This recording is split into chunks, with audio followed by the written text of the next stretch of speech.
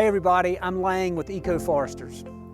Conservation efforts by Southern Appalachian Highland Conservancy and the North Carolina Wildlife Resource Commission assure that parts of sandy mush are not developed and will continue to contribute to the community by filtering water, providing wildlife habitat, and adding to the scenic beauty found in sandy mush.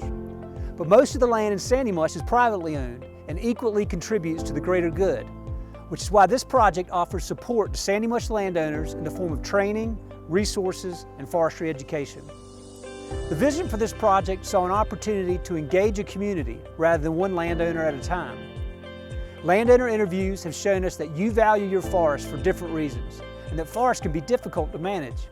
Controlling invasive species can be overwhelming, and we want to help.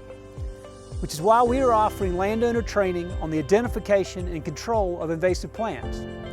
We're looking for landowners that would like to participate and receive assistance for their stewardship.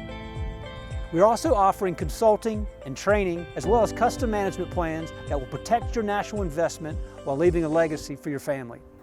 Be on the lookout for more information on how EcoForesters and the Forest Stewards Guild are providing resources for landowners. Thanks a lot.